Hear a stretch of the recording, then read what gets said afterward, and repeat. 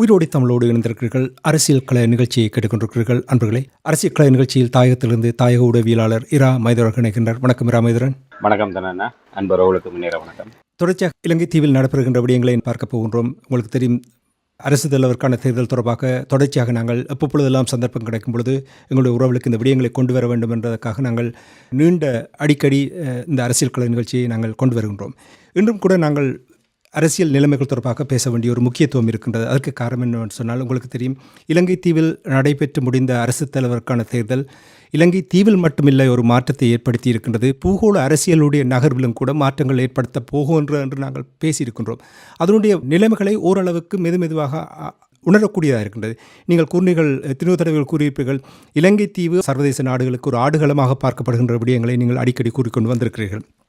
இந்த நேரத்தில் இரா மைதரன், தேர்தல் முடிந்து இப்பொழுது புதிய ஒரு ஆட்சி, வரலாறு காணாத வகையில் அனுரகுமார திசாநாயக்காவுடைய NPP JVPயை தளமாக கொண்ட அந்த கட்சி இப்பொழுது அரசு தலைவராக தெரிவு செய்யப்பட்ட அனுரகுமார திசாநாயக்கா நாடாளுமன்றத்தை கலைத்து தேர்தலுக்கு அறிவித்திருக்கின்ற நேரத்தில் இந்தியா உடனடியாக அவர்களுடைய சில நகர்வுகளையும் அவர்கள் செய்து கொண்டிருக்கிறார்கள். அதில் ஒன்று, இந்தியாவுடைய வெளிவார அமைச்சர் கலாநிதி ஜெய்சங்கர் அவர்கள் இலங்கைக்கு ஒரு நாள் விஜயத்தை மேற்கொள்ள இருக்கின்றதாக அறியக்கூடியதாக இருக்கின்றது. இந்த வருகை தொடர்பாக உண்மையில் என்ன, இப்போ தென்னிலங்கையிலே ஒரு ஆட்சி மாற்றம் ஏற்பட்டிருக்கின்றது. ஏற்கனவே நாங்கள் தெரிவித்திருந்தோம், இந்தியாவினுடைய விருப்பம் இந்த ஆட்சி மாற்றம் இந்தியாவினுடைய ஒரு தெரிவாக இருக்கவில்லை. கடந்த காலங்கள் எல்லாமே இலங்கையிலே ஏற்படுகின்ற ஆட்சி மாற்றம் என்பது இந்தியாவில் உள்ள வெளி சக்திகளுடைய விருப்பத்துக்கு ஏற்றவாறு அவர்களுடைய நிகழ்ச்சி நிரலின் அடிப்படையில் தான் இந்த ஆட்சி மாற்றங்கள் என்பது இடம்பெற்று வருவதை நாங்கள் தொடர்ச்சியாக அவதானித்து வருகின்றோம். அந்த வகையில் இந்த 2024 ஆண்டு அரசு தலைவர் தேர்தல் கூட புறசக்திகளுடைய செல்வாக்கு அதிகமாக இருந்தது. அவர்கள் ரணில் விக்ரமசிங்க அரசாங்கத்தை எப்படியாவது மீளவும் இந்த அரியணையில தக்க வைப்பதற்கு பலத்த முயற்சிகளை எடுத்தார்கள். அது சர்வதேச நாணய நிதியம் ஒரு பக்கத்தால் ரணில் விக்ரமசிங்கவுக்கு ஒரு முழுமையான ஒரு ஒத்துழைப்பை வழங்கினார்கள்.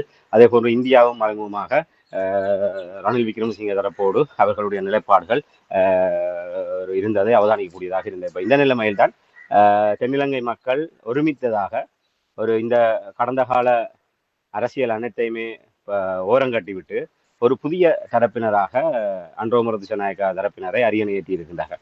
இது இந்த அரசியல் மாற்றம், அதிகார மாற்றம் என்பது ஒரு பிராந்திய அரசியலிலே உண்மையிலே ஒரு மிக முக்கியமாகத்தான் ஒரு அவதானிக்கப்பட்டு வருகின்றது. குறிப்பாக உங்களுக்கு தெரியும், அனுரகுமார திசாநாயக்கா ஊழல் முறைகேடுகள் தொடர்பாக பல்வேறு நடவடிக்கைகளை ஒரு துரித கதியிலே முன்னெடுத்து வருகின்றார். அதாவது ஒரு அதிகார துஷ்பிரயோகம், அந்த ஆட்சியாளர்கள் அந்த அதிகாரத்தை கைவசம் வைத்திருந்தவர்கள் தங்களுடைய பினாமிகள் மூலமாக இவ்வாறு அரச சொத்துக்களை, மக்களுடைய சொத்துக்களை, வரிப்பணத்தை இவ்வாறு இவர்கள் கொள்ளையடித்தார்கள். அதன் மூலமாக மக்களுக்கு இவ்வாறான வரிச்சுமைகளை ஏற்படுத்தி பொருளாதார நெருக்கடி நிலைக்கு இவர்கள் உள்ளாக்கினார்கள். இந்த விடயத்தை எல்லாம் மிக ஆழமாக அவதானித்து அதுக்குரிய நடவடிக்கைகள் இப்போது எடுக்கப்பட்டு வருகிறது. அதில் ஒன்றாகத்தான் ஒரு இந்தியாவோடு தொடர்பட்ட விடயத்தை நாங்கள் குறிப்பிட முடியும். அந்த வெளிநாட்டவர்கள் இலங்கைக்குள் நுழைகின்ற போது அந்த விசா பெற்றுக் கொள்கின்ற நடவடிக்கை முன்னைய காலங்களில் மிக அண்மித்த காலத்துக்கு முன்னதாக அது நேரடியாகவே அந்த தூதரகங்கள் ஊடாக அந்த விசா பெற்றுக் கொள்கின்ற நடவடிக்கை இருந்து வந்த நேரத்திலே மிக இந்த ரணில் விக்ரமசிங்கவனுடைய ஆட்சி காலம் வந்ததுக்கு பிற்பாடுதான் அதுக்கு அனுமதி வழங்கப்பட்டிருந்தது. இந்தியாவினுடைய ஒரு நிறுவனம், அந்த விசாவை தனியார் நிறுவனம், இந்தியாவை சேர்ந்த ஒரு தனியார் நிறுவனத்தின் ஊடாக இலங்கைக்கான விசாக்களை பெற்றுக் கொடுக்கின்ற நடவடிக்கை மேற்கொள்ளப்பட்டது. அதிலே ஒரு கணிசமாக வெளிநாட்டவர்கள் பாதிக்கப்படுவதாக அப்போதே பரவலாக குரல் எழுப்பப்பட்டது. அதாவது ஒரு அதிகமான நேரடியாக இலங்கை தூதரகங்களின் ஊடாக விசா நடவடிக்கை முன்னெடுக்கப்படுகின்ற போது பெறுகின்ற கட்டணத்தை விட பல மடங்கு கட்டணங்களை இந்த இடைத்தரகர் நிறுவனத்தின் ஊடாக அதை இந்தியா என்றுதான் பார்க்கப்படுகின்றது. ஆகவே அந்த நடவடிக்கை இப்போது அனுரகுமார திசாநாயக்கா வந்ததற்கு பிற்பாடு கடந்த சில தினங்களுக்கு முன்பிருந்தே அந்த முறை உடனடியாகவே ரத்து செய்யப்பட்டு நேரடியாகவே விசாக்களை தூதரகத்தின் ஊடாக பழைய முறையிலே பெற்றுக்கொள்கிற நடைமுறை கொண்டு வரப்படுகிறது. ஆகவே இது ஒரு மேலோட்டமாக பார்க்கின்ற போது இலங்கையில் சுற்றுலா பயணிகளை வர வைப்பதற்காகவும் அவர்கள் எதிர்நோக்கின்ற பிரச்சனைகளை தீர்த்ததாக பார்த்தாலும், மறுபக்கம் ஒரு இந்தியாவுக்கு எதிரான ஒரு நடவடிக்கையாகத்தான் இந்த விடயத்தை தென்னிலங்கையிலே முன்னிலைப்படுத்தப்படுவதை பார்க்கக்கூடியதாக இருக்கின்றது. அப்படியான நிலையில் தான் இப்போது ஜெயசங்கர் அவர்கள் வருகின்ற கிழமை இலங்கைக்கு தன்னுடைய உத்தியோகபூர்வ விஜயத்தை மேற்கொள்ள இருப்பதாக அறிவிக்கப்பட்டிருக்கின்றது. குறிப்பாக இந்தியாவுடைய வெளிவார அமைச்சர் கலாநிதி ஜெயசங்கர் அவர்கள் பிரதமர் நரேந்திர மோடி அவர்களுடைய செய்தியை தாங்கியவாறு அவர் இலங்கைக்கு வர இருக்கின்ற செய்திகள் வந்திருக்கின்றது. உண்மையிலே இந்தியா இலங்கையில் ஏற்பட்ட ஆட்சி மாற்றத்தை இந்தியா அப்படி எதிர்நோக்க போகின்றது, அந்த இந்தியாவுடைய செய்தி புதிய அரசாங்கத்துக்கு என்னவாக இருக்க போகின்றது, அதோடு எவ்வாறு இவர்களுடைய உறவுகள் கடந்த காலத்தை போன்று தொடர்வதிலே என்ன விதமான நிலைப்பாடுகள் என்ற விடயங்கள் எல்லாம் இதிலே ஆராயப்பட இருப்பதாக அறியக்கூடியதாக இருக்கின்றது. மிகவும் ஒரு ஒரு குறுகிய விஜயமாக ஒரு நாள், வழக்கமாக 2 நாட்கள் 3 நாட்கள் விஜயமாக வந்து செல்வது வழக்கம். இவ்வாறு ஒரு குறுகிய அவசர விஜயங்கள் இடைக்கிட மேற்கொள்ளப்படுவதை போன்று இம்முறையும் அந்த புதிய அரசாங்கத்துடனான தங்களுடைய உறவை வலுப்படுத்துகின்ற வகையிலே ஒரு நாள் பயணமாக அடுத்த வாரம் கலாநிதி ஜெயசங்கர் அவர்கள் இலங்கைக்கு வர இருப்பதாக அறிவிக்கப்பட்டிருக்கு. தகவலை தந்ததற்காக நன்றி. உங்களுக்கு தெரியும், அனுரகுமார் திசாநாயக்கனுடைய கட்சியினுடைய உறவு நிலை இந்தியாவை பொறுத்த மட்டும் எல்லோருமே அறிந்த விடயம்தான்.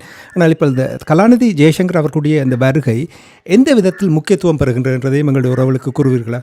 நிச்சயமாக இந்தியாவினுடைய அயலுறவு கொள்கையாக அவர்கள் எப்போதுமே சொல்வது அயலவர்களுக்கு முன்னுரிமை என்ற வகையில் தான் தங்களுடைய ஒரு அண்டை நாடுகளோடு தங்களுடைய உறவை ஒரு சிநேகபூர்வமாக ஒரு முக்கியத்துவப்படுத்தி அந்த உறவை வலுப்படுத்தக்கூடிய வகையிலான ஒத்துழைப்புகளை ஒரு தொடர்ச்சியாக மேற்கொள்வதுதான் இந்தியாவினுடைய முதன்மையான அயலுறவு கொள்கை என்பதாக இந்தியா தொடர்ச்சியாக அறிவித்து வந்தது. அதன் அடிப்படையில் தான் கடந்த காலத்திலும் இந்த பொருளாதார நெருக்கடி ஏற்பட்ட போது இந்தியா தான் முன்வந்து, அதை நாங்கள் எப்போதுமே மறந்துவிட முடியாது. அது தமிழர்களாக அதற்கு வகையிலே நன்மை அளித்தது என்ற அளவுகோலை கடந்து இலங்கை ஒரு பாரிய பொருளாதார நெருக்கடியிலே சிக்கி தவித்த போது பல நாடுகள் அந்த சந்தர்ப்பத்தை பயன்படுத்தி இலங்கையை தங்களுடைய பிடிக்குள் கொண்டு வருவதற்கோ இல்லை மறைமுகமாக தங்களுடைய பேரங்களை நடைமுறைப்படுத்துவதற்காக ஒரு தருணமாக அதை பயன்படுத்திய போது இந்தியா தொடர்ச்சியாகவே கடன் உதவி திட்டங்களை முன் நிபந்தனை இல்லாத அவர்கள் வழங்கியிருந்தார்கள். ஆனால் அதிலே அவர்கள் ஏதோ ஒரு விதத்திலே அவர்களுக்கு ஒரு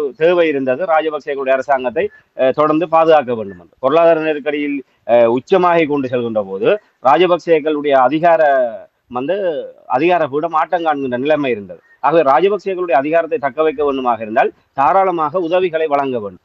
ஆகவே அவர்களுக்கு ஒரு நோக்கம் இருந்தது, இந்த அரசாங்கத்தை பாதுகாக்க வேண்டும் என்று. அதோடு இணைந்ததாக இலங்கையர்களுடைய பக்கத்திலே நாங்கள் பார்க்கின்ற போது இந்தியாவினுடைய உதவிதான் ஒரு தாராளமாக வந்தது. அது இந்த நேரத்தில் நாங்கள் எப்போதுமே ஒரு நன்றியோடு இலங்கையர்களாக நன்றியோடு நினைவு கூறக்கூடிய ஒரு விடயமாகத்தான் நாங்கள் அந்த விடயத்தை பார்க்க முடியும். அந்த வகையில ஜெயசங்கர் அவர்களுடைய இந்த விடயமும் அவர்களுடைய தரப்பிலே வழிவந்திருக்க செய்தி அயலவர்களுக்கு முன்னுரிமை என்ற அடிப்படையிலே தங்களுடைய கொள்கை தொடரும் என்றும், இந்தியாவுக்கும் இலங்கைக்கும் இடையிலே இருக்கின்ற அந்த ஒரு பாரம்பரியம் என்பது இலங்கையில எந்த ஒரு ஆட்சி மாற்றம் ஏற்பட்டாலும் முதல் அவர்களுடைய வெளிநாட்டு பயணம் என்பது இந்தியாவுக்கானதாகத்தான் இருந்து வருகின்றது.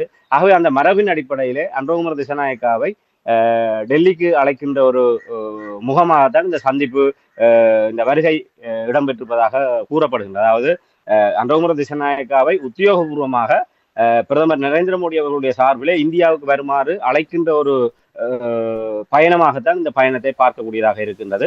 அதே நேரத்திலே ஜெயசங்கர் அவர்கள் இந்தியா இலங்கை தொடர்பாக இருக்கின்ற அந்த வேலை திட்டங்கள் தொடர்பான விவரங்களை ஏற்கனவே கடந்த ஆட்சிகள் ராஜபக்சேகளுடைய ஆட்சி, அதுக்கு பின்னர் ரணில் அரசாங்கத்தினுடைய அந்த காபந்து அரசாங்கம், அந்த இடைப்பட்ட காலத்திலே பல்வேறு படிமுறைகளிலே இந்தியாவுக்கும் இலங்கைக்கும் இடையிலான ஒரு வர்த்தக ரீதியான ராஜீக ரீதியான உடன்பாடுகள் எட்டப்பட்டிருந்தது. ஆகவே அதனுடைய தொடர்ச்சி எவ்வாறு மேற்கொள்வது என்பது ஏற்கனவே உங்களுக்கு தெரியும். நாங்கள் ஏற்கனவே பல தடவை கூறியிருக்கின்றோம், இந்தியா தன்னுடைய அணுகுமுறையிலே மாற்றத்தை கொண்டு வந்திருக்கின்றது. தமிழர்களுடைய அரசியல் தீர்வு விடயத்தை ஒரு தார்மீக உரிமையாக வாய்ப்பாக பயன்படுத்தி இலங்கையிலே அவர்களுடைய தலையீடு இருந்து வந்த நிலைமையிலே அண்மை காலமாக அவர்கள் தமிழர்களுடைய அரசியல் விவகாரத்தை புறமொதுக்கிவிட்டு ஒரு முதலீட்டு பங்காளர்களாக இலங்கையிலே தங்களை நிலைநிறுத்துகின்ற அணுகுமுறையை இந்தியா கடைபிடித்து வருகின்றது. அதன் அடிப்படையில் தான் பல்வேறு முதலீட்டு திட்டங்கள் இலங்கையில இந்தியாவினால் முன்னெடுக்கப்பட்டு வருகின்றன. அதுதான் ஒரு நிரந்தரமான தங்களுடைய புதிய இலங்கை தீவிலே வைத்திருக்க முடியும் என்ற ஒரு உணர்வுதிறன் அடிப்படையிலே முதலீட்டு பங்காளராக இந்தியாவுடைய அணுகுமுறை இருந்தாகவே இந்த கலாநிதி ஜெயசங்கர் அவருடைய இந்த வருகையிலே கடந்த அரசாங்கத்துக்கும் இந்தியாவுக்கும் இடையிலே உடன்பாடு எட்டப்பட்டிருந்த விடயங்களை எல்லாம் இந்த அரசாங்கத்தோடு எப்படி முன்கொண்டு செல்வது என்பது தொடர்பான ஒரு ஆரம்பகட்ட ஒரு பேச்சுவார்த்தைகள் என்றால் இது தனியே கலாநிதி ஜெயசங்கர் அவர்கள்லாம் வருகின்றார். ஒரு இருதரப்பு ஒரு சந்திப்பு என்று வருகின்ற போது ஒரு குழுவாக வருகின்ற போது அந்த உடன்பாடுகள் தொடர்பான வேறு வேறு தரப்பினரும் வந்து கலந்துரையாட வாய்ப்பு இருக்குன்னா கலாநிதி ஜெயசங்கரனுடைய இந்த வருகை என்பது இலங்கைக்கும் இந்தியாவுக்குமான உறவு அடுத்த கட்டம் எப்படி இருக்க போகுது என்பதை தீர்மானிப்பதற்கான ஒரு ஒரு பயணமாகத்தான் இந்த பயணம் பார்க்கப்படுகின்றது. அதே நேரத்திலே மோடி அவர்களுடைய இந்திய பிரதமர் மோடி அவர்களுடைய பிரதிநிதியாக ஜெயசங்கர் அவர்கள் இங்கே வந்து அந்த அழைப்பை உத்தியோகபூர்வமாக விடுகின்ற போது நிச்சயமாக அன்றோமர் திசநாயக்காவும் அதை ஏற்றுக்கொண்டு இந்தியா செல்லக்கூடிய ஒரு நிலைமை இருக்கின்றது என்றால் ஒரு அரசு என்ற வகையிலே நிச்சயமாக அவர்கள் அதுக்கு மதிப்பளிப்பார்கள். என்றால் அயல் நாடாக இந்தியாவுடைய வகிவாகத்தையும் அவர்கள் எப்போதுமே மறுதளித்தது கிடையாது. அன்றோமர் திசநாயக்கா தேர்தலுக்கு முன்னர் இந்தியா சென்ற போது கூட இந்தியாவோடு ஒரு சிநேகபூர்வமான ஒரு சந்திப்புகளை மேற்கொண்டு அங்கே அவருக்கு ஒரு முக்கியத்துவம் வழங்கப்பட்டிருந்தது. ஆகவே இதிலே அவர்களுடைய பின்னணி ஒரு இடதுசாரி பின்னணியாகவும் அவர்கள் ஒரு எந்தவித அரசுகளோடு தங்களை சிக்கக்கூடிய அளவுக்கான ஒரு அரசியல் சித்து விளையாட்டிலே தொடர்பட்டவர்களாக இல்லாவிட்டாலும் ஒரு அரசை பொருட்படுத்தி நடத்துகின்ற போது நிச்சயமாக இந்த அரசுகளுடனான உறவை அவர்கள் எப்போதுமே தவிர்க்காது ஒரு இயல்பாக கொண்டு நடத்தக்கூடிய வாய்ப்புகள் இருக்கு. ஆகவே ஜெயசங்கர் அவர்களுடைய வருகை என்பது அன்றோமர் திசநாயக்க அரசுக்கும் இந்தியா மோடி அரசாங்கத்துக்கும் இடையிலான உறவினுடைய ஒரு பிரதிபலிப்பை வெளிக்காட்டக்கூடிய சந்திப்பாகத்தான் இது எதிர்பார்க்கப்படுகின்றது. பொறுத்திருந்து பார்ப்போம் அவர்களுடைய சந்திப்பு நடைபெறுகின்ற போது இதில் எவ்வாறான மாற்றங்கள் ஏற்படுகின்றது. அது முதிர்ச்சி அரசியல் ராமேந்திரன். அதாவது நாங்கள் யாரையுமே பயக்க தேவையில்லை. நாங்கள் நேரடியாக எங்களுடைய விடயங்களை நாங்கள் நாட்டுக்கு தேவையான விடயங்களை கொள்கை ரீதியான விடயங்களை நாங்கள் பகிர்ந்து கொள்ளலாம் என்று அவர்கள் பகிர்ந்து கொள்வார்கள். தமிழ் தரப்பை எடுத்து பார்த்தீர்கள் அப்படி இல்லை. வெளிப்படையாக சொல்வார்கள் அவர்கள் இந்தியாவுடைய முகவர்கள் அல்லது இவர் சீனாவுக்கு பின்னால் நிற்கிறார் அமெரிக்காவுக்கு பின்னால் இருக்கின்றார் என்று எந்த ஒரு ஆதாரம் இல்லாமல் சும்மா எல்லாம் வெறுமனவே தங்களுக்கு பிடித்த போல விருப்பங்களை வெளிப்படுத்துவார்கள். இதுதான் தமிழ் மக்களுக்கு இருக்கின்ற ஒரு பின்னடைவு. எத்தனையோ ஆண்டுகளாக நாங்கள் இதை சொல்லிக் கொண்டு வருகின்றோம். முதிர்ச்சியான ஒரு அரசியலை ஒரு ராஜதந்திர நகர்வுகளை நகர்த்தும் பொழுது கௌரவமாக செயல்படுத்த வேண்டும். இல்லை என்றால் வெறு விமர்சனங்களை செய்து கொண்டிருந்தால் இந்த நிலைமையிலிருந்து மாறப்போவதில்லை. சரி, கலாநிதி ஜெயசங்கர் அவர்களுடைய வருகை தொடர்பாக நீங்கள் கூறுவீர்கள். ஆனால் ஒன்று தெரிகின்றது, இலங்கை தீவில் வடக்கு கிழக்கு இந்தியா தங்களுடைய கட்டுப்பாட்டில் வைத்திருக்க வேண்டும் என்ற விடயங்களை நாங்கள் எத்தியோத்தர்கள் பேசியிருக்கிறோம். சிலர் கூறுகின்றார்கள் இந்தியா வடக்கு கிழக்கு இந்தியாவுடைய ஒரு மாநிலமாக கூட மாறுவதற்கான வாய்ப்பு இருக்கின்ற என்றெல்லாம் கூறுகின்றது. தொடர்ச்சியாக மாற்றங்கள் வந்து கொண்டிருக்கின்ற நேரத்தில் ஜெயசங்கருடைய வருகைக்கு முன்னதாக இலங்கையின் இந்தியாவுக்கான தூதுவர் யாழ்ப்பாணம் செல்ல இருக்கின்றார். அங்கே தமிழ் தரப்பினரை சந்திக்க இருக்கின்றார். நாடு பிடித்து பார்ப்பதற்காக அங்கே வருகின்றாரா? இதனுடைய பின்னணியில் என்ன இருக்கின்றதை நீங்கள் அவதானிக்கிறீர்கள்? உண்மையிலே இலங்கைக்கான இந்திய தூதுவர் சந்தோஷியா நாளை யாழ்ப்பாணம் வருகை தந்து தமிழ் கட்சிகளோடு சந்திக்க இருப்பதாக ஊடகங்கள் மூலமாக அறியக்கூடியதாக இருக்கின்றது.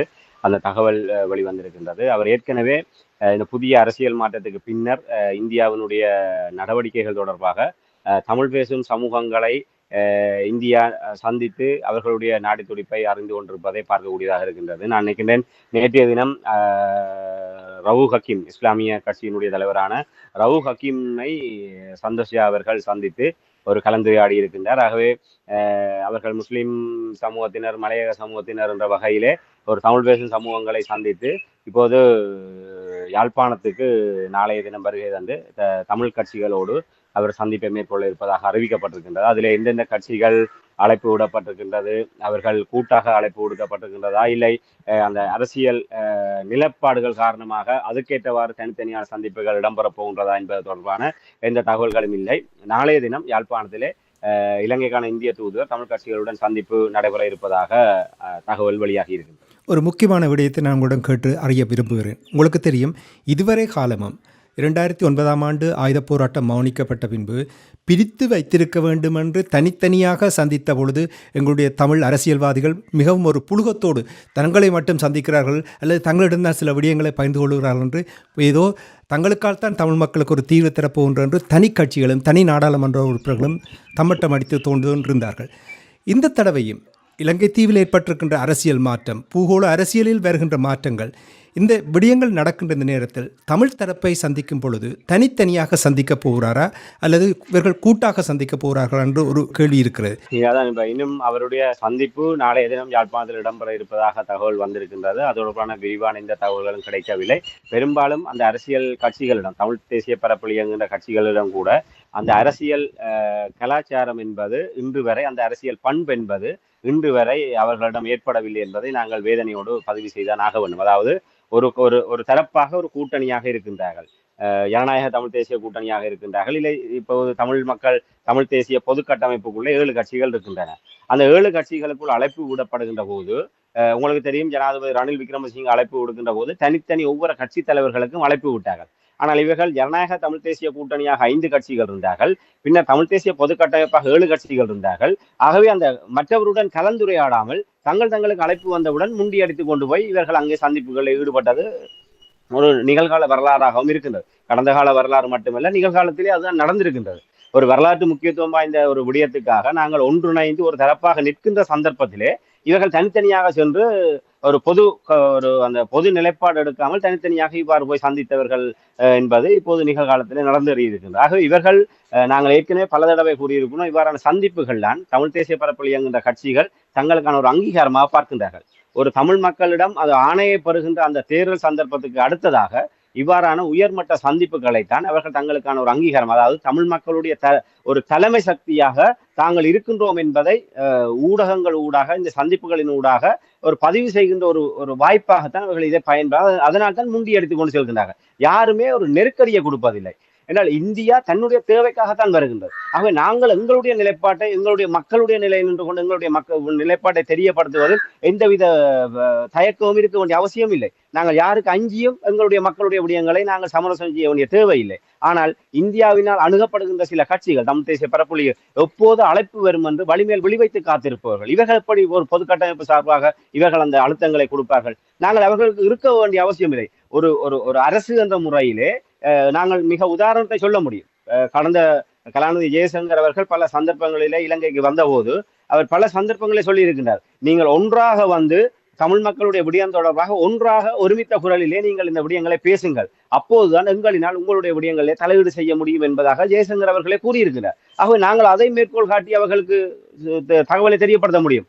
நாங்கள், உங்களுடைய அயலுறவுத்துறை அமைச்சர், உங்களுடைய அரசாங்கம் கூட தமிழ் தரப்பு ஒன்றாக வருவதைத்தான் விரும்புகின்றது. நாளைய சந்திப்பில் இந்த தமிழ் கட்சிகள், இப்ப இதுக்கு வெளியே இருக்கின்ற தமிழரசு கட்சியும் தமிழ் தேசிய மக்கள் முன்னணி தனித்தனியை சந்தித்து விட்டு போடும், அதுல எங்களுக்கு எந்த பிரச்சனையும் இல்லை.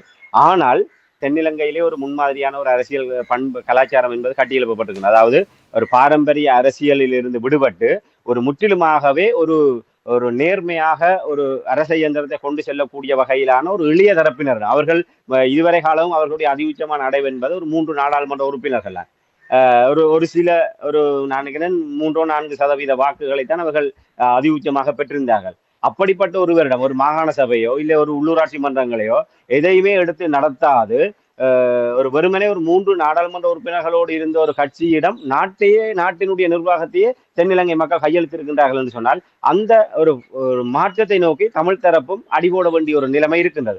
தேடிக்கொள்ள வேண்டிய நிலைமை தான் ஏற்படும் என்பதை இந்த இடத்துல நாங்கள் கூறிக்கொள்ள முடியும். உண்மை ராமேந்திரன், இதுவரையில் 2009ஆம் ஆண்டுக்கு பின்னர் இதுவரையில் எங்களுடைய தமிழ் அரசியல்வாதிகள் தான் தமிழ் தேசியத்தை சிதைத்தவர்கள்.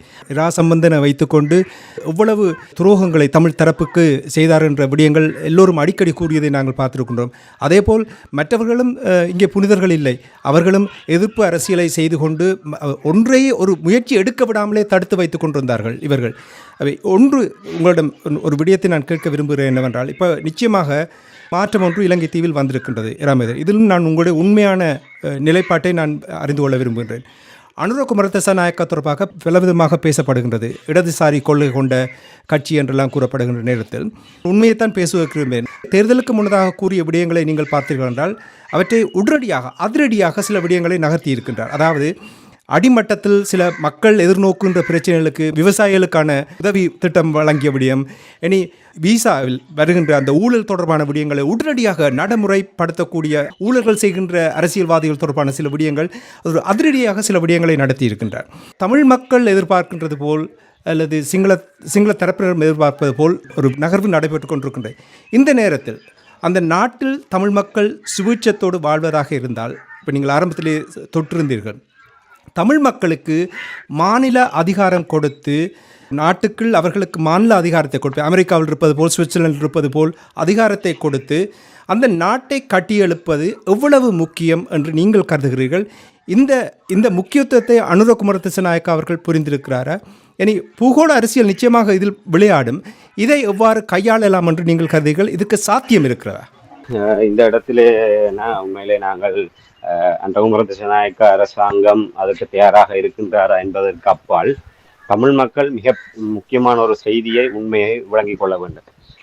அன்றகுமர திசாநாயக்க அரசாங்கம் நீங்கள் கூறியதை போன்று அதிரடியாக பல்வேறு நடவடிக்கைகளை முன்னெடுத்து வருகின்றார்கள். அதிலே தமிழர்களும் அந்த அனுராலையிலே ஒரு அள்ளுண்டு போகின்ற நிலைமையை நாங்கள் அவதானிக்கக்கூடியதாக இருக்கின்றது. குறிப்பாக அந்த ஊழலுக்கு எதிராக அவர் எடுத்திருக்கின்ற நடவடிக்கைகள், அந்த நடவடிக்கைகள் ஒரு திரைப்படத்திலே வருகின்ற காட்சிகளை போன்று அந்த முதல்வன் படத்திலே வருகின்ற ஒரு அதிரடி மாற்றங்கள், அந்த ஒரு நாள் 24 மணித்தியாலத்திலே முதல்வராக இருந்து கொண்டு அந்த கதாநாயகன் எப்படியான ஒரு புரட்சிகரமான விடயங்களை செய்வாரோ அதே போன்ற ஒரு விடயத்தை அன்றகுமர திசாநாயக்கா வந்தவுடனே மேற்கொண்டு வருகின்றார். அந்த காளிமுகத்திடலில் அந்த அதிசொகுசு வாகனங்கள் நிறுத்தப்பட்டிருக்கின்ற விடயமாக இருக்கட்டும், அங்கே ஒரு மேல் மாகாணத்திலே ஒரு ஐக்கிய தேசிய கட்சி சார்பான ஒரு அரசியல் பிரமுகர் கிட்டத்தட்ட 50 லட்சத்துக்கு மேற்பட்ட தொகையை கடந்த சில வருடங்களாக நிலுவையிலே வைத்துக் கொண்டு அதை செலுத்தாமல் தன்னுடைய அரசியல் செல்வாக்கை பயன்படுத்தி காலதாமதம் செலுத்தி வந்தார். இது கேட்காமலே இந்த ஆட்சி மாற்றத்துக்கு பின்னர் அவர் கொண்டு போய் அந்த தொகையை செலுத்தி விட்டு சென்றிருக்கின்றார். ஆக இந்த விடயங்கள் எல்லாம் ஒரு மக்கள் மத்தியிலே ஒரு முன்னுதாரணமாக பார்க்கப்படுகின்றது. ஏன்னால் அந்த ஊழல்வாதிகளுக்கும் கொள்ளையடித்தவர்களுக்கும் திருடர்களுக்கும் அரசியல் சித்து விளையாடுகளை செய்தவர்களுக்கும் உள்ளூர் ஒரு பயத்தை இந்த ஆட்சி மாற்றம் ஏற்படுத்தி இருக்கின்றது. இதை மக்கள் ரசிக்கின்றார்கள். இன்னும் நாங்கள் வடக்கிலே இங்கே பல இடங்களிலே செல்கின்ற போது அந்த ஒற்றற்படை தொடர்பான விடயம் மக்கள் மத்தியிலே வெகுவாக சென்று சேர்ந்திருக்கின்றது. அங்கே ஒரு இடத்திலே சென்று அண்மையிலே ஒரு சிறந்த உதாரணம், தெரிந்த ஒருவர் ஒரு அரசு அலுவலகத்துக்கு சென்றார். அங்கே அரசு அலுவலகத்துக்கு சென்ற போது அங்கே ஒரு மக்கள் வெளியே காத்திருக்கின்ற பகுதிகளிலே மின்விசிறி உடைந்த நிலையில காணப்பட்டது. மக்கள் இந்த சரியான வெயிலுக்கு மத்தியிலே அவர்கள் ஒரு அவதிக்குள்ளாகி கொண்டிருக்கின்ற நேரத்திலே உள்ளுக்கு அலுவலர்கள் அரசு உத்தியோகத்தர்கள் ஒரு பகுதியினருக்கு ஏசி ஊட்டப்பட்டிருந்தது, ஒரு பகுதியினருக்கு மின்விசிறி ஊட்டப்பட்டு அவர்கள் மிக ஒரு நல்ல நிலையிலே அவர்கள் இருந்தார்கள். ஆனால் அவர் அந்த அந்த அலுவலகத்திலே கடமை பெறுவதற்கு சென்ற பொதுமக்களுடைய நிலைமை ஒரு அவதிக்குள்ளாக இருந்தது. ஆகவே அங்கே சென்றவர் அந்த உடைந்த மின்விசிறியை படம் எடுத்து விட்டு உள்ளே அந்த பொறுப்பதிகாரியார் இருந்தவிடம் சென்று கதைக்கு முற்பட்ட போது அங்கிருந்தவர்கள் உங்கள் அனுரவுண்டியாக்கள் வந்துட்டாங்க போல இடக்குன்னு சொல்லி கதைச்சிருக்கிறாங்க. அப்ப ஒரு நியாயத்தை கேட்க முற்படுகின்ற ஒரு முயற்சியை அனுரவுண்டிய அரசாங்கத்தோட ஒப்பிட்டு பார்க்கிற நிலைமை இங்க வடக்கில் எங்களுடைய சாதாரண தமிழ் மக்களுடைய பார்வையில் அந்த நிலைமை இருக்குன்னு சொன்னா அந்த அனுர அரசாங்கம் எவ்வளவு தூரம் ஒரு பாமர மக்கள் மத்தியில செல்வாக்கு செலுத்துற நிலைமையை நாங்கள் பார்க்கக்கூடியதாக இருக்கின்றது. ஆகவே இந்த இடத்துல ஏற்கனவே ஊழல் விடயங்கள், இந்த வெளிநாட்டு தூதரகங்கள், இப்ப இன்றைக்கு ஒரு செய்தி வந்திருக்கு, வெளிநாட்டு தூதரகங்கள்ல கடந்த ஆட்சி காலங்கள்ல ஆட்சியாளர்களுடைய மாமன் மச்சான் மைத்துனன் என்ற வகையில நெருங்கிய உறவினர்களை இந்த தூதரகங்கள்ல அதிகாரிகளாக நியமித்து பல லட்சக்கணக்கான பணங்களை அவர்கள் ஊடாக வீண்விரியம் செய்திருக்கின்ற விடயம் இப்ப அம்பலமாகி இருக்குது. ஆக உடனடியாக அவர்கள் எல்லாரையுமே இலங்கைக்கு மீள அழைக்கின்ற ஒரு விடயத்தை இந்த அரசாங்கம் கையில் எடுத்திருக்குது. ஆக இப்படியான விடயங்கள் ஒரு அதிகார மட்டத்திலையும் ஒரு நிர்வாக மட்டத்திலையும் முறைகேடுகளை ஒரு முறைமைக்குள்ள கொண்டு வரதுக்கு இந்த அரசாங்கம் அதிரடி நடவடிக்கை எடுக்குது. அதே நேரத்தில் நீங்கள் குறிப்பிட்டதை போன்று விவசாயிகளுக்கான உர மானியத்தை அதிகப்படுத்தி இருக்குது. ஒரு ஏக்கருக்கான உர மானியத்தை அதிகப்படுத்தி இருக்கின்றனர். அதோட பாடசாலை நிகழ்வுகள்ல அரசியல்வாதிகளை அழைக்கக்கூடாது என்கின்ற ஒரு உத்தரவு பிரதமர் ஊடாக விடுக்கப்பட்டிருக்கின்றது. அதே நேரத்தில் இன்றைய தினம் இன்னொரு செய்தி வந்திருக்கின்றது. பாடசாலை நிகழ்வு, பாடசாலைகளில் நடைபெறுகின்ற நிகழ்வுகளிலே பெற்றோரிடம், மாணவர்கள் சார்ந்து பெற்றோரிடம் பணம் வசூலிப்பதை உடனடியாக நிறுத்த வேண்டும் என்று இந்த பாடசாலைகளிலே அந்த பாடசாலை கற்றல் நடவடிக்கைக்கு மேலதிகமாக விளையாட்டு நிகழ்வுகள் உள்ளிட்ட பல கலை நிகழ்வுகள் முன்னெடுக்கப்படுகின்றது. அவ்வாறான நிகழ்வுகளுக்கு பாடசாலையினுடைய ஒரு நியதிக்கு அப்பால் பெற்றோரிடம் வலிந்து இவ்வளவு கட்டணத்தை தர வேண்டும் என்று வலிந்து பெற்றுத்தான் அவ்வாறான நிகழ்வுகள் பாடசாலைகளில் நடத்தப்பட்டு வருகின்றது. இந்த விடயம் ஒரு பக்கத்திலே ஒரு நியாயமாக தென்பட்டாலும் பாடசாலை என்பது ஒரு சமத்துவம், இந்த சீருடை என்பதே ஏற்றத்தாழ்வு இல்லாமல் எல்லோரையுமே ஒரு நிலையில் வைத்துக் கொண்டு கல்வியை புகட்ட வேண்டும் என்பதற்காகத்தான் அந்த சீருடை என்பதை கொண்டு வரப்பட்டது. அது அந்த சீருடையின் மூலமாக ஒரு வறிய குடும்பத்தை சேர்ந்த பிள்ளையாக இருந்தாலும் சரி, ஒரு நடுத்தர வர்க்கம் உயர்நிலையில் இருக்கின்ற பிள்ளைகளாக இருந்தாலும் சரி, அந்த வகுப்பறையிலே அனைவருமே ஒரே தராதரத்திலே ஆசிரியர்களுடைய பார்வையிலும் சரி, சக மாணவர்களுடைய பார்வையிலும் இருக்க வேண்டும் என்பதற்காகத்தான் இலங்கையிலே, இந்த இந்தியாவிலே பார்த்தால் விதவிதமான சீருடைகள் இருக்கு. ஆனால் இலங்கையை பொறுத்தவரையில் அந்த சீருடை என்பது அவ்வாறான ஒரு நிலைமையில் தான் அந்த சீருடை என்பது பாடசாலை சீருடை என்பது அமைந்து பாடசாலைகள் என்பது எல்லோரையுமே சமமாக மதிக்கக்கூடிய நிலைமையில இவ்வாறு கட்டணங்களை திணிக்கின்ற போது பல குடும்பங்கள் அவர்கள் ஒரு நேர சாப்பாட்டுக்கு அவர்கள் திண்டாடி கொண்டிருக்கின்ற குடும்பங்கள் எல்லாம் இவ்வாறான நெருக்கடிகள் காரணமாக ஒரு பல்வேறு துன்பங்களை சந்தித்துக் கொண்டிருக்கின்றனர். ஏனால் பாடசாலை நிர்வாகத்துடைய கட்டுப்பாட்டை மீறினால் தங்களுடைய பிள்ளைகள் பாதிக்கப்படுவார்கள். பிள்ளைகளுக்கு அடுத்து வரும் நிகழ்வுகளிலே பங்கு பெற்றதற்கு வாய்ப்பு கொடுக்க மாட்டார்கள் என்ற காரணத்திற்காகவே பெற்றோர்கள் தங்களிடம் இல்லாவிட்டாலும் கடன்பட்டோ இல்லை ஏதோ ஒரு விதத்திலோ அவர்கள் அவ்வாறான கட்டணங்களை செலுத்துவதற்கு நிர்பந்திக்கப்பட்டிருக்கின்றார்கள். ஆக இதனால் மக்கள் ஒரு சாதாரண சிங்கள மக்கள், முஸ்லிம் மக்கள், தமிழ் மக்கள் என்ற பேதம் இல்லாமல் அனைவருமே இப்படியான நடவடிக்கை மூலமாக கடந்த காலங்களிலே பாதிக்கப்பட்டிருக்கின்றார்கள். ஆக இந்த அறிவிப்பின் மூலமாக அந்த அடித்தட்டு மக்கள் கூட அனுரகுமார திசாநாயக்க அரசாங்கத்தை ஒரு முன்மாதிரியாக பார்த்து மெச்சுகின்ற அளவுக்கு நிலைமை மாறி இருக்கின்றது. ஆகவே ஒரு நிர்வாக ரீதியாகவும் ஊழல்வாதிகளுக்கு எதிராக சாட்டையை வீசுகின்றார். ஒரு பாமர மக்களும் ஆறுதல் கொள்ளக்கூடிய வகையிலான ஒரு நடவடிக்கைகளுக்கான உத்தரவுகளை பிறப்பிக்கின்றார். ஆகவே இந்த அரசாங்கம் என்பது ஒரு ஒட்டுமொத்தமாகவே ஒரு மக்களை கவரக்கூடிய வகையிலான நடவடிக்கைகளை எடுத்து வருகின்றனர். இதை நாங்கள் மறுப்பதற்கு இல்லை. ஆனால் இப்படியெல்லாம் செய்கின்ற அனுரகுமார திசாநாயக்க அரசாங்கம் அண்மையிலே இந்த தேர்தல் வெற்றிக்கு பின்னர் ஒரு தனியார் ஊடகத்துக்கு நேர்காணல் வழங்குகின்ற போது ஒரு கேள்விக்கு பதிலளிக்கின்ற போது கூறியிருந்தார், இலங்கையிலே இன ரீதியான பாகுபாடு தொடர்ந்து இருக்கின்றது. தமிழர்கள், முஸ்லிம்கள், சிங்களவர்கள் என்கின்ற ஒரு பாகுபாடு இலங்கையில தொடர்ந்து நிலவி வருகின்றது. அவ்வாறு இன ரீதியான பாகுபாடு இல்லாமல் நாங்கள் இலங்கையர்கள் என்று உணர்கின்றோமோ, அந்த உணரக்கூடிய நிலைமை என்று ஏற்படுகின்றதோ அன்றுதான் இலங்கை உண்மையான ஒரு வளர்ச்சியை அடையும் என்கிற ஒரு கருத்தை அவரங்க சாரப்படும் ஒரு கருத்தை அனுரகுமார திசாநாயக்கா கூறியதை ஊடகங்கள் மூலமாக அறியக்கூடியதாக இருந்தது. அதை அவர் ஏற்றுக்கொள்கின்றார். அதாவது அதுதான் அடிப்படை. அதாவது நாங்கள் தமிழர்கள் என்ற காரணத்துக்காக வஞ்சிக்கப்படுகின்றோம். முஸ்லிம்கள் என்பதற்காக வஞ்சிக்கப்படுகின்றார்கள். சிங்களவர்கள் வஞ்சிக்கப்படுவதில்லை. சிங்களவர்கள் ஒரு அரசாங்கத்தினுடைய நேரடி நன்மைகளை அவர்கள் அனுபவித்துக் கொண்டிருக்கின்றார்கள். இந்த பொருளாதார நெருக்கடியில் தான் அவர்கள் பாதிக்கப்பட்டிருக்கின்றார்களே தவிர அவர்கள் பிரத்யேகமான அரசாங்கத்தினால் சிங்களவர்கள் பாதிக்கப்படவில்லை. தமிழ் பேசும் சமூகம்தான் கடந்த 76 ஆண்டுகளாக இந்த அரச இயந்திரத்தினால் பாதிக்கப்பட்டு கொண்டிருக்கின்றார்கள். ஆக இதை அவர் உணர்ந்திருக்கின்றார். ஆனால் ஒரு விடயத்தை அவர் இன்னும் ஏற்றுக்கொள்ளவில்லை. இலங்கை இந்த பொருளாதார நெருக்கடிக்கு போர் ஒரு காரணம். அந்த போருக்கு செலவழிக்கப்பட்ட பாதுகாப்பு செலவினங்கள், அதுக்கு புறப்பட்ட கடன்கள். ஆக இந்த போர் எதனால் ஏற்பட்டது என்ற பகுப்பாய்வு வருகின்ற போது இரு இனங்களுக்கு இடையில் ஏற்பட்ட இனப்பிரச்சனை, தமிழர்களை அடக்கி ஆள வேண்டும், தமிழர்களுக்கு எதிராக ஏவி விடப்பட்ட இந்த அரச பயங்கரவாதம் தான் இதற்கெல்லாம் அடிப்படை காரணம் என்பதை அனுரகுமார திசாநாயக்கா எப்போது ஏற்றுக்கொள்ளப் போகின்றார், எப்போது உணரப் போகின்றார். அதை உணர்ந்து பகிரங்கமாக மக்கள் மத்தியில் அறிவிக்க வேண்டும் என்பதை நாங்கள் தேர்தலுக்கு முன்னரே கூறியிருந்தோம். அனுரகுமார திசாநாயக்க அரசாங்கம் சிங்கள மக்களிடம் ஒரு ஆணை பெற வேண்டும். இலங்கை தீவிலே தமிழ் மக்களும் நீங்கள் அனுபவிக்கின்ற சகல விடயங்களை அனுபவிப்பதற்கு அவர்கள் உறுத்துடையவர்கள். ஆகவே அவர்களுக்கு அந்த சம அதிகாரத்தை வழங்க வேண்டிய ஒரு கடப்பாடு ஒரு அரசினுடைய ஒரு தலைமை பொறுப்பில் இருக்கின்ற எங்களுடைய கடப்பாடு. ஆகவே நாங்கள் தமிழ் மக்களையும் ஒரு சக இனமாக ஏற்றுக்கொண்டால்தான் இலங்கை இந்த நெருக்கடியிலிருந்து மீள முடியும் என்ற யதார்த்தபூர்வமான விடயத்தை சிங்கள மக்களிடம் தெளிவுபடுத்தி ஆணையை பெற்றால்தான் அவர்கள் நல்ல விடயங்களை செய்ய முடியும். ஆனால் அப்படியான எந்த ஒரு விடயத்தையும் அவர்கள் தேர்தலுக்கு முன்னரும் கூறவில்லை, பின்னரும் கூறவில்லை. அதாவது இன ரீதியாக பாகுபாடு இருக்கின்றது என்பதை கூறுகின்றார். ஆனால் எப்படி அதை நாங்கள் நிறைவேற்றப் போகின்றோம்? அதனுடைய ஆணிவேர் எங்கே இருக்கின்றது? இனப்பிரச்சனையிலே இருக்கின்றது. தமிழர்கள் மீது இழைக்கப்பட்ட இனப்படுகொலையிலே இருக்கின்றது. ஆகவே இந்த விடயங்களை எல்லாம் சீர் செய்யப்பட வேண்டுமாக இருந்தால் அந்த இனப்படுகொலைக்கு நீதி காணப்பட வேண்டும். தமிழ் மக்கள் ஒரு பரிகார நீதியை எதிர்பார்த்து காத்திருக்கின்ற ஒரு சமூகமாக நாங்கள் இருக்கின்றோம். எங்களுக்கான நீதி கிடைக்குமா? வலிந்து காணாமலாக்கப்பட்டவர்களுக்கு நீதி கிடைக்குமா? எங்களுடைய 2009ஆம் ஆண்டு மே 18ஆம் பின்னர் வடக்கு கிழக்கிலே வல்வளைப்பு செய்யப்பட்ட தமிழ் மக்களுடைய பூர்வீக நிலங்கள் எல்லாம் திருப்பி கையளிக்கப்படுமா? அந்த ஆயுத மௌனிப்புக்கு பின்னர் வடக்கு கிழக்கிலே வலிந்து அதிகார துணையோடு கொண்டு வரப்பட்ட பௌத்த விகாரைகள் எல்லாம் அப்புறப்படுத்தப்படுமா? அந்த பௌத்த விகாரைகளிலிருந்து ஒரு செங்கல்லையாவது அனுரகுமார திசாநாயக்காவினால் அகற்ற முடியுமா? ஆக இந்த மாற்றங்கள் எல்லாம் நிகழாமல் அனுரகுமார திசாநாயக்காவினால் தமிழ் மக்களுடைய விடயங்களை யதார்த்தபூர்வமாகவோ இதயபூர்வமாகவோ அவரால் அடுத்த கட்டத்துக்கு கொண்டு செல்ல முடியாது. ஆகவே அந்த விடயங்களை செய்ய முற்படுகின்ற போது இப்படியாக ஊழல்வாதிகளை சாட்டியடி செய்கின்ற போது பௌத்த மகாசங்கங்கள் பரவாயில்லை என்று பார்த்து கொண்டிருப்பார்கள்.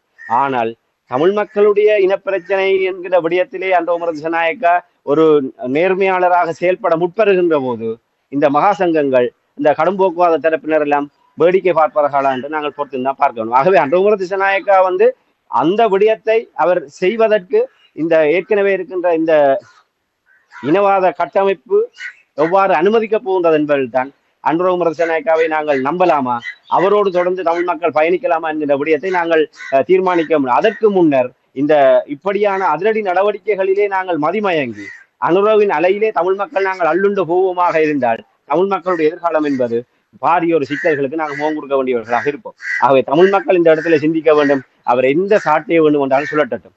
அது சிங்கள தேசத்தினுடைய விடயத்துக்காக இருக்கட்டும்.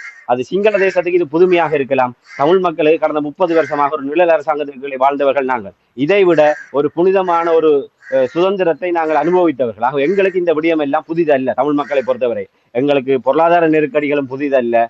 இந்த சாட்டியடி சுழற்றுகின்ற அந்த புரட்சி கரமான நடவடிக்கைகளும் எங்களுக்கு புதிதல்ல. நாங்கள் இதை விட உன்னதமான ஒரு அரசுகளை நாங்கள் வாழ்ந்தவர்கள். ஆகவே நாங்கள் இந்த விடயங்களுக்கு எல்லாம் மதிமயங்காமல் நாங்கள் தமிழர்களாக தேசமாக தொடர்ந்து நாங்கள் திரட்சி பெற வேண்டிய அவசியம் இப்போதுதான் அதிகமாக இருக்கின்றது. ஏனென்று சொன்னால் அனுரகுமார திசாநாயக்க அரசாங்கம் இந்த சாட்டியடி மூலமாக இந்த ஊழல் விடயங்களுக்கு தீர்வு காண முற்படுவதை போன்று இந்த இனச்சிக்கலுக்கும் ஒரு தீர்வை காண வேண்டுமாக இருந்தால் தமிழ் மக்களாகிய நாங்கள் ஒரு கூட்டாக நிற்க வேண்டும்.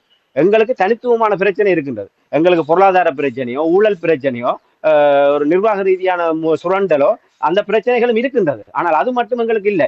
இதுக்கு மேலதிகமாக தமிழர்களுக்கு ஒரு பிரத்யேகமான பிரச்சனை இருக்கு என்பதை நாங்கள் அனுரவுக்கு தொடர்ந்து சொல்ல வேண்டுமாக இருந்தால் நாங்கள் தேசமாக தொடர்ந்து திரள வேண்டும்.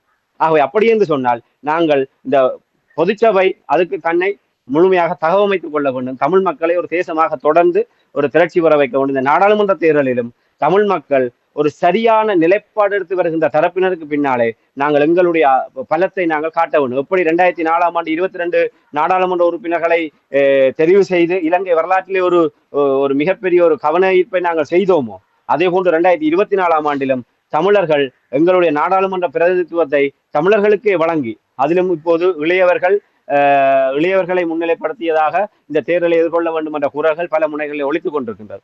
ஆகவே அப்படியான ஒரு தென்னிலங்கை யுக மாற்றத்தோடு ஒத்துப்போகக்கூடிய வகையிலே வடக்கு கிழக்கு தமிழர் தாயகத்திலும் ஒரு யுக மாற்றத்தை நோக்கி நாங்கள் தயாராக வேண்டும். அவ்வாறு தயாராகின்ற போது மக்களும் அதோடு சேர்ந்து பலம் சேர்த்து இந்த அனுரவினுடைய இந்த ஒரு அலைக்குள் நாங்கள் சிக்குண்டு போகாது.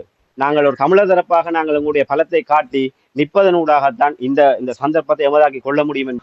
உண்மையிலே இந்த இடத்திலே நாங்கள் இந்த ஒரு விடயத்தை நாங்கள் வலியுறுத்த வேண்டும். உண்மையிலே தமிழ் மக்கள் அனுரகுமார திசாநாயக்கா இவ்வாறு இந்த ஒரு அதிரடி நடவடிக்கைகளின் ஊடாக ஒன்றுபட்ட இலங்கை என்கின்ற ஒரு அலகுக்குள்ளாக தமிழ் மக்களையும் அவர் உள்ளடக்கக்கூடிய ஒரு பொறிமுறையை நோக்கி தான் நகரக்கூடும். ஆனால் அதை விட தமிழ் மக்கள் தங்களுக்கான சுயாட்சி அதிகாரத்தை கோருவதற்கு தகுதி உடையவர்கள் என்கின்ற விடயத்தை நாங்கள் ஒரு ஆணித்தரமாக சொல்ல வேண்டுமாக இருந்தால் இந்த நாடாளுமன்ற தேர்தலிலும் தமிழ் மக்கள் தனித்தான ஒரு நிலைப்பாட்டை, எப்படி ஜனாதிபதி தேர்தலிலே தமிழ் மக்கள் தனித்தாக எங்களுடைய ஒரு நிலைப்பாட்டை நாங்கள் எடுத்து கூறினோமோ அதே போன்று நாடாளுமன்ற தேர்தலிலும் இந்த தென்னிலங்கை கட்சிகள், குறிப்பாக இப்ப தற்போதைய சூழ்நிலையிலே வேறு எந்த தென்னிலங்கை கட்சிகளுக்குள்ளும் தமிழ் மக்கள் கரையேறக்கான நிலைமைகள் இல்லை. இப்போது இருக்கின்ற இந்த அனுர அலைக்குள் அகப்பட்டு அனுரவினுடைய கட்சிக்குள்ளாக தமிழ் மக்கள் தங்களுடைய தலையெழுத்தை தீர்மானிக்க முற்படக்கூடிய ஒரு ஆபத்து இருப்பதை உணரக்கூடியதாக இருக்கு. அதிலிருந்து நாங்கள் விழித்துக் கொள்ள வேண்டும். நாங்கள் இந்த அனுரவினுடைய அலை எங்களுடைய வடக்கு கிழக்கு தமிழர் தாயகத்துக்கு அங்கு அலையை நாங்கள் வைத்து விடுவோம். நாங்கள் அதை ஒரு பார்வையாளர்கள், ஒரு விளையாட்டு போட்டிகள், ஒரு உதைபந்தாட்டம், ஒரு துடுப்பாட்ட போட்டிகள் நடைபெறுகின்ற போது நாங்கள் அந்த மைதானத்திலோ இல்லை மைதானத்துக்கு வெளியே நாங்கள் வீடுகளில் இருந்து தொலைக்காட்சிகளை பார்த்து நாங்கள் அதை பரவசப்படுவதை போன்று அனுரவினுடைய சாதனைகளையும் அந்த சாட்டியடிகளையும் நாங்கள் ஒரு ரசிகர்களாக இருந்து அதை நாங்கள் பார்த்துக் கொள்வோம். ஆனால் இதற்கு அப்பால் நாங்கள் அவருடைய பங்குதாரராக நாங்கள் மாறுவோமாக இருந்தால் நாங்கள் ஒரு அரசியல் பேராபத்துக்குள் நாங்கள் சென்று சிக்க வேண்டிய ஒரு நிலைமை ஏற்படும். ஆகவே நாங்கள் இதிலிருந்து மீள வேண்டுமாக இருந்தால் தமிழ் தரப்பு எங்களுடைய வடக்கு கிழக்கிலே தமிழ் மக்களுடைய எங்களுடைய தாயக பிரதேசம் உறுதிப்படுத்தப்பட வேண்டும். எங்களுடைய சுயநிர்ணய உரிமை உறுதிப்படுத்தப்பட வேண்டும். எங்களுடைய தலைவிதியை நாங்களே தீர்மானிக்கக்கூடியதான ஒரு அதிகாரம் தமிழர்களுக்கு பகிரப்பட வேண்டும். ஆகவே அதிகாரங்கள் தமிழ் மக்களிடம் ஒரு பகிரக்கூடிய அளவுக்கு ஒரு மாநில சுயாட்சி என்கின்ற வகையிலே ஒரு சுயாட்சி அதிகாரத்தை நோக்கியதாக தமிழ் மக்களுடைய தீர்வுக்கான ஒரு நிலைப்பாட்டை நாங்கள் வலியுறுத்த வேண்டும். அனுரகுமார திசாநாயக்காவும் அதை நோக்கி சிந்திக்க வேண்டும். அதை நாங்கள் இந்த இடத்திலே ஆணித்தரமாக கூற விரும்புகிறோம். ஆரம்ப துடுப்பு அதிரடியாக நடத்தினாலும் இராமேந்திரன், அனுரகுமார திசாநாயக்கா, நான் நினைக்கிறேன் பலர் அதை வரவேற்கிறார்கள். நாங்களும் அதில் தயங்க தேவையில்லை. ஆனால் தமிழ் மக்களுடைய அவர் ஏற்கனவே இது தொடர்பாக தொட்டு சென்றிருக்கின்ற அந்த பொருளாதாரத்தை வளர்ப்பதாக இருந்தால் இனப்பிரச்சினை தீர்க்கப்பட வேண்டும். இனப்பிரச்சினை தீர்க்கப்பட வேண்டுமாக இருந்தால் இப்போ நீங்கள் கூறிய விடயங்கள் ஒரு மாநில சுயாட்சி அதிகாரங்கள் பகிரப்பட்டால் மட்டுமே அந்த நாட்டில் சுவீச்சம் பெறலாம். ஒரு இலங்கையில் அந்த முழு நாடும் நிம்மதியாக இருக்கக்கூடிய வளர்ச்சி பெறக்கூடிய ஒரு நிலைமையை ஏற்படுத்தலாம் என்பதை இந்த நேரத்தில் கூறிக்கொண்டு இன்றைய அரசியல் கலை நிகழ்ச்சியில் இணைந்து அரசியல் நிலைமைகளை சமகால அரசியல் நிலைமைகளை உயிரோடை தமிழ் உறவுகளுக்கு எடுத்து வந்தமைக்காக உயிரோடை அன்பர்கள் சார்பாக நன்றியை கூறிக்கொண்டு இன்னும் ஒரு அரசியல் கலை நிகழ்ச்சி இணைந்திருப்போம். அதுவரைக்கும் நன்றி, வணக்கம். இராமேந்திரன். நிச்சயமான நன்றி.